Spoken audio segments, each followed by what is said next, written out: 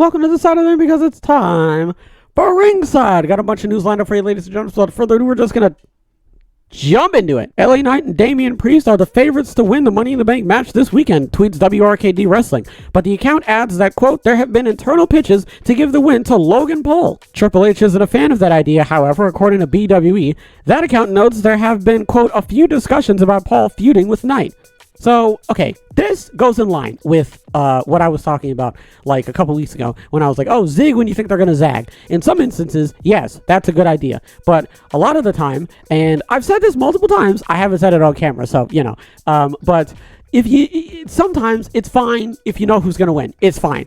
Like, if you know who's going to win, that basically tells you that, like, that's the right direction to be going. Like, if everybody and their grandmother is, you know, like, if they know that they're going to win and everybody in the crowd is like, you know, like everybody loves LA Knight and everybody knows LA Knight's going to win. So 9 times out of 10, if LA Knight wins, that's going to be the right choice to go with. But going with Logan Paul just for the sake of like, whoa, you know, it just doesn't really make a whole lot of sense. At the end of the day, I think LA Knight is the right win. And I don't think that they should go with Logan Paul, and they're probably not going to, but it's definitely a thought that they had in their head.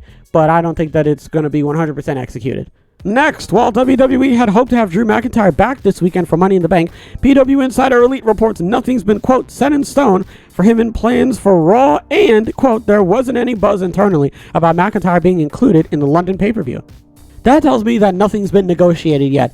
That basically tells me that they are not done talking to him. Either that, or they have been talking to him, and he has not been a huge fan of what they have been presenting him with. So, it sounds like they're trying to get him in as soon as possible, but they are not, you know, giving him what he wants, or they're not giving him what sounds good to him. And if I'm okay, I like the sound of this because if I'm Drew McIntyre, then I want to be in a decent storyline and I want to have like a decent contract. Like, don't just like throw me whatever just to get me back in. Give me something like meaty, you know what I'm saying? I don't just want to come back in and I get smacked around by Karrion Kross, or I come back in and I've got like one match, you know, where I lift Karrion Kross up and I throw him back down and that's the end of it. Like, I don't know, have me chase a title, have me like, you know, want to join the Brawling Brutes, but like I can't because of like X, Y, and Z. Like, have something dynamic take place to where it's not just me here, wrestle, done, you know? And I know if you boil it down, that's pretty much what everything is, but like, do you know what I mean?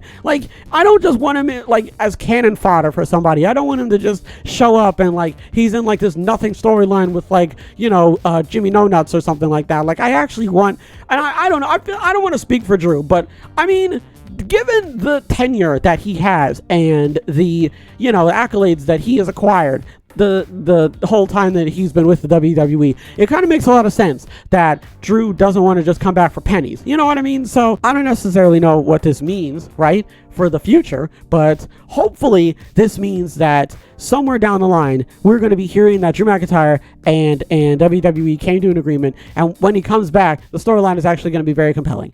Next, Bill Apter provided an update on Jerry Lawler's recovery from a stroke earlier this year, saying it's still hard for the King to finish sentences, but, quote, he's much better than when I talked to him about 3 weeks ago.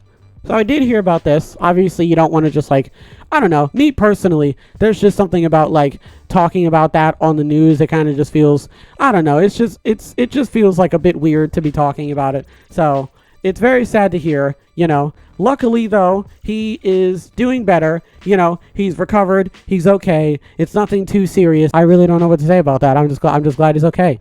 And, you know, I hope he recovers well. Finally, QTV's Harley Cameron has a full-time deal with AEW, according to Fightful Select. There's nothing much really to say about this.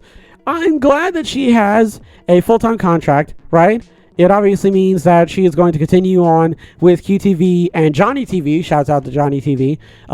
There's not really much else. She's just, you know, gonna be there, you know, yelling at everybody and walking around with QT and everything like that. And I don't know, maybe she could potentially be a wrestler. Who's to say? So we'll have to wait and see in the near future what she ends up doing.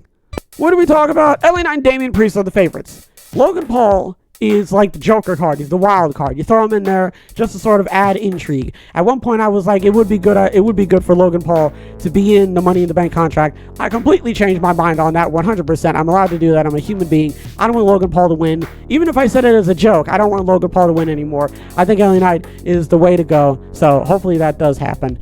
I like the fact that they are not completely solidifying Drew McIntyre coming back, because it means that you don't want him back. You don't want him back. Because if nothing is set in stone and you haven't come to some type of agreement yet, that means whatever you're doing is not enough.